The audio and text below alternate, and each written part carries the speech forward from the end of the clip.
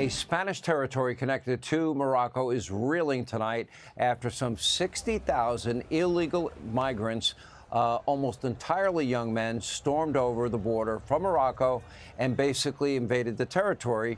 Now, dozens of these people died in the chaos, and the incident now is raising new questions tonight across Europe about border security and the integrity of the entire EU. Here with the full report from London tonight is our very own Jeff Paul.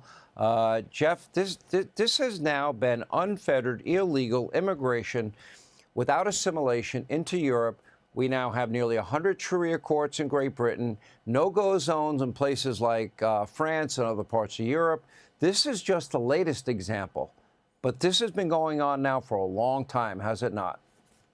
Yeah, it has, Sean, and Spanish authorities now say at least 57 were killed during those chaotic scenes in Ceuta, and that number could go up as divers start to search the ocean. Officials estimate 60,000 people crossed into the Spanish territory without really anyone trying to stop them. Now, the amount of people who pushed into that Spanish territory in just one day, well, that is equivalent to roughly 70% of the city's population. The military has been deployed to help restore order, and Spain's Interior Ministry says roughly 48,000 who crossed, well, they have returned to Morocco. Spain's Prime Minister Pedro Sanchez is blaming criminal networks and human trafficking for the situation, but it is worth pointing out a Spanish court recently ruled arrivals by sea can't be directly deported. There's also a new Spanish program that gives legal status to illegal immigrants. President Trump says the catastrophe in that Spanish territory is a product of weak laws and bad government. It looks like an invasion of a country by hundreds of thousands of people. And that same thing's going to happen to us if the Republicans don't get elected, except worse. Much bigger, much easier to get into. Now, there is also concern here in Europe among many leaders who worry this could soon spill across their borders. The UK's Prime Minister Andy Burnham called the situation concerning, and the Italian government has now suspended its border-free travel arrangements with Spain. Sean? All right, Jeff Paul, thank you for that report. Now, anyone watching those videos out of Spain tonight, you can't help but remember the very similar scenes that we saw night after night, and we did report on night after night, our very own southern border during the Biden years. Take a look at your screen. On the left is an image of open borders during the Biden years. On the right, look at it now, completely closed. Thank you, Donald J. Trump.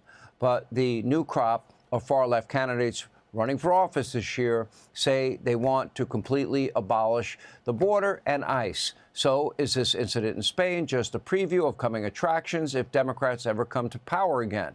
All right, let's ask our friend Victor Davis Hanson, senior fellow at the Hoover Institution, and the big lie, too, Victor, which is the border's closed, the border's secure. Border's closed. It was told to us by Kamala, by Joe, by Mayorkas. I mentioned to Jeff unfettered, illegal immigration without assimilation. Sharia courts in Great Britain, I never would have thought possible. It's real. No-go zones in France, other parts of Europe. I think it's a continent in decline, and I don't think they're going to be able to reverse it. Do you? No, I don't. And it's so absurd. Everybody was wondering why would they commit suicide like that, national collective suicide? And it's not everybody. He's not very popular. He's only got about 33 or 34%. Sanchez does popularity. His party is about 25%. But under that parliamentary system, he can do a lot of damage. And he's not just damaged Spain. He's threatened all of these neighboring countries. Remember also, Sean, he's a nihilist. He was the one that started the resistance to using Spanish airspace, Spanish NATO bases. He's the one that said he was never going to make the 2%. He was the one that said we're going to give 500,000 people amnesty. All that message filtered into Northern Africa. And all these people surmised that this guy was an appeaser. He was weak. He couldn't stop them if he wanted, and they took advantage of him. Why did they do it? Whether in Europe or the Biden and Obama administration, I think, first of all, they're nihilists and they like the chaos. Second, they feel that all these people are going to come and they cannot assimilate or culturally integrate. They have no skills. They have no prior background checks. They have no health care. And that means that they'll have enormous demands on the state with bigger government, more taxes, more redistribution. And then, of course, their constituency. They're going to be dependent on the state, and they're going to vote for a socialist ticket.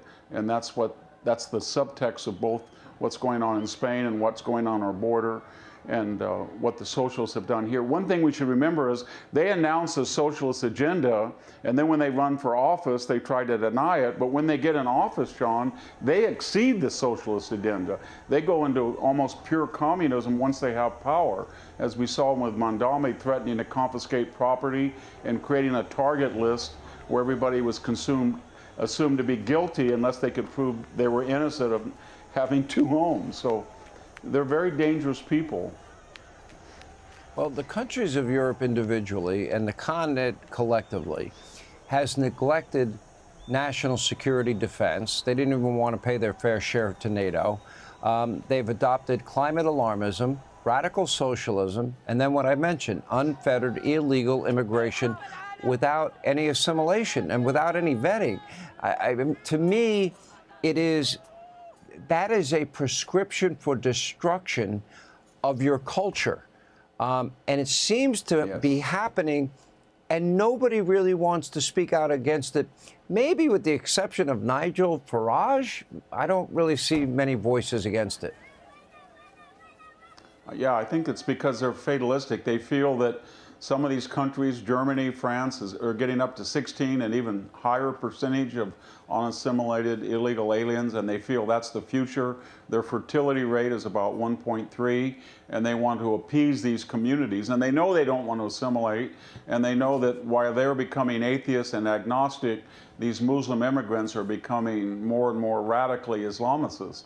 So that they've lost confidence in their culture and their civilization. But we should remember that they're not just, they are isolated politically, but they hurt everybody. Spain is crazy, but it's going to hurt Italy, it's going to hurt France, it's going to hurt everybody else. Just like here, New York is isolated, Colorado is isolated, Minnesota. But under our federalist system that kind of replicates the EU in some ways, they can destroy our financial capital. They can bleed into other states. So what is socialist doesn't stay socialist in these particular crazy states.